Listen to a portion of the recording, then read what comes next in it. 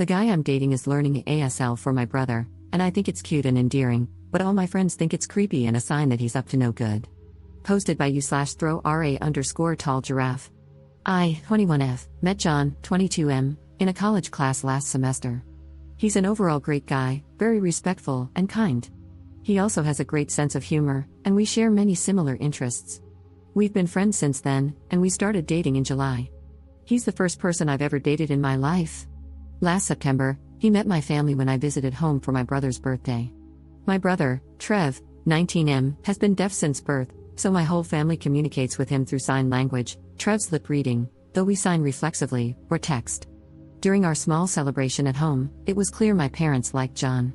He was charming, funny, and respectful. He even tried to connect with Trev by typing some of his jokes for Trev to read, although Trev can lip read.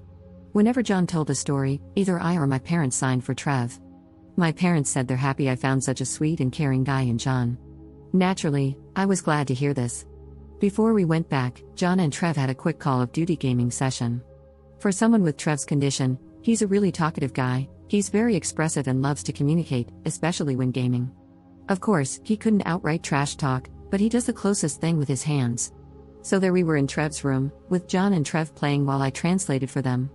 I was laughing way too hard because Trev was trying his best to trash talk John, saying he was weak and throwing out all these expletives, while I tried my best to tone it down for John. Meanwhile, I was also translating John's instructions and strategies for Trev. Since this was John's first time meeting my family, he was saying things like "good job," and "we can do better next time," though I know deep down he probably wanted to trash talk Trev back. The two of them got along well and have had some online gaming sessions since then. 2 weeks ago, John visited home with me again for my mom's birthday. He surprised everyone, including me, by communicating with Trev in ASL. John was still at the alphabet, basic words, and some rehearsed phrases, but we were all delighted that he had made the effort. Trev's face lit up, and I'd never seen him happier having a new long-term friend with fewer communication barriers. Apparently, John had been watching YouTube tutorials and using other online learning platforms to learn ASL. The two of them had another gaming session, and this time, John and Trev could communicate more directly. It was still a bit slow, and I had to do some translating. Imagine trying to baby talk to a grown man or speaking to a caveman with choppy sentences, but I could tell Trev was having a great time. They also got more comfortable with each other, engaging in more explicit trash talking, which I didn't tone down this time.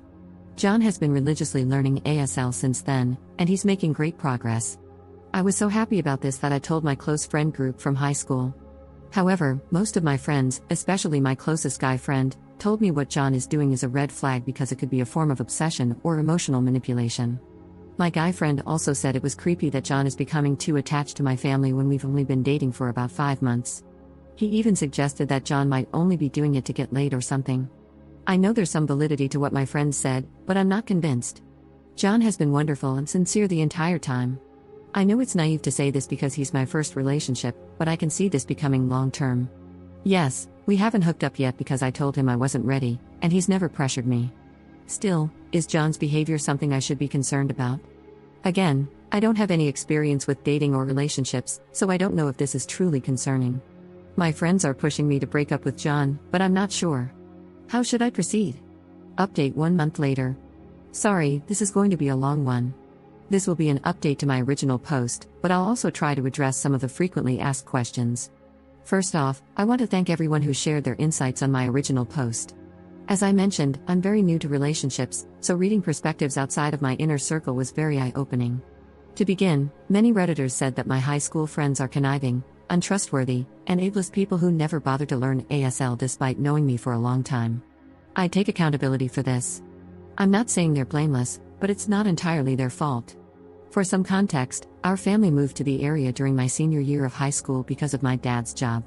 The friend group, 2 guys and 2 girls before I joined, was already tight-knit when I came in. They took me in after we were grouped together for a school project, and they've been with me ever since. We've been friends for about 4 years now. They're not exactly saints, but they helped me survive my senior year in one piece. They're fun to hang out with, and they provided the support I needed when I was struggling. Also, during that time, my brother was having an especially hard time adjusting because of his disability, so my friends never really saw much of Trev. To be clear, I was never ashamed of Trev. It's just that whenever my friends came over, he either locked himself in his room or was in a different area with his tutor and never really interacted with us. Whenever he did come out, he was really shy and awkward, so my friends mostly just got glimpses of him. By the time Trev became more comfortable in our area and found his own circle, my friends and I had already graduated from high school and didn't hang out regularly anymore. They're friendly and polite with Trev, but, then again, they never interacted enough for them to feel the need to learn ASL for him. So, on to what happened. Last week, my friend group had our year-end party, and I decided to bring John along to meet the rest of my friends. My other friend in the group also brought his girlfriend, so this wasn't really weird. Others have done so in the past as well.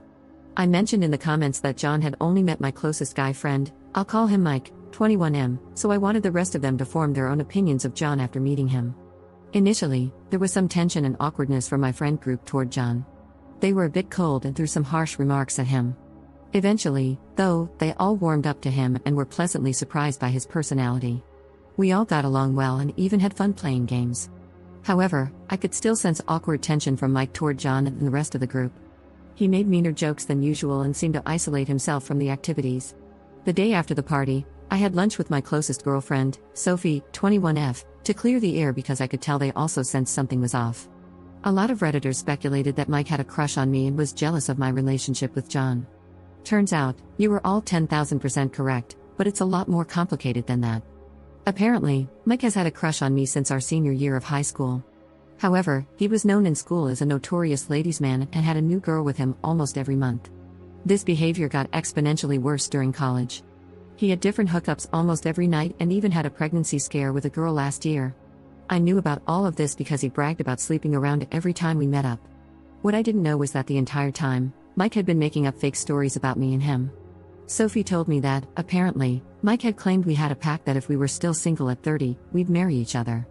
He also told our friend group that we hooked up after graduation and that he took my first time then, so he's my special person, whatever that means.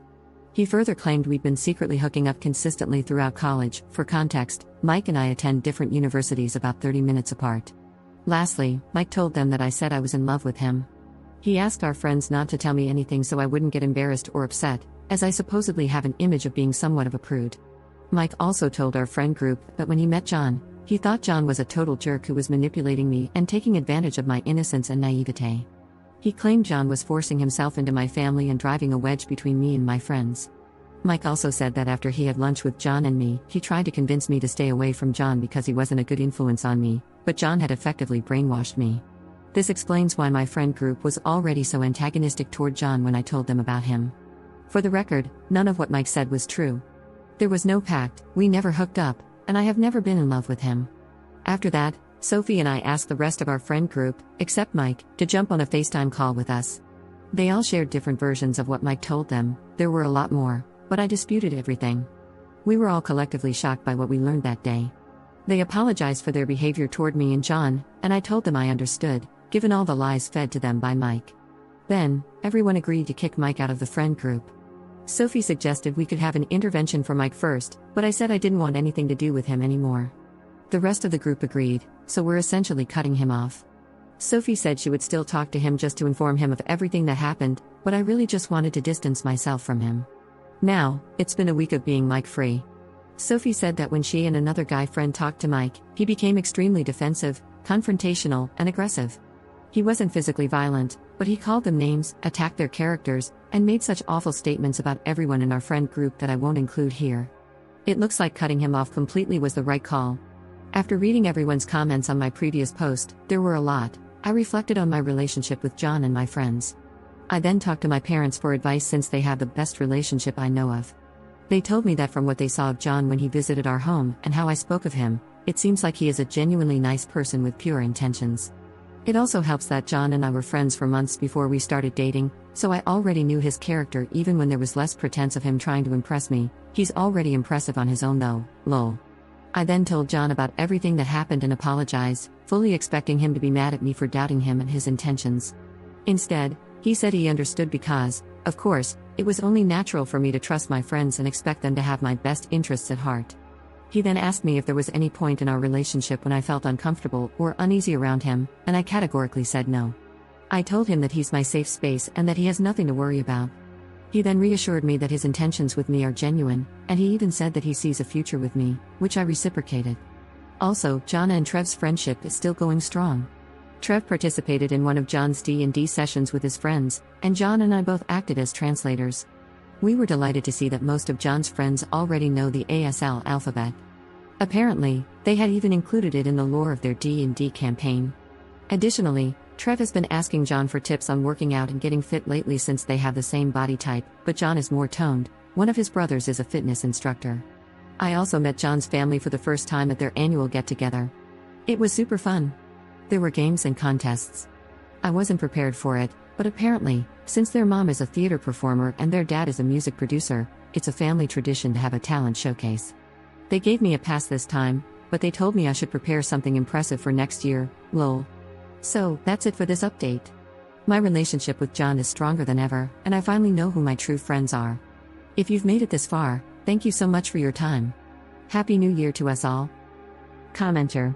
I believe the proper term for kicking Mike out of your friend group is called a mic drop.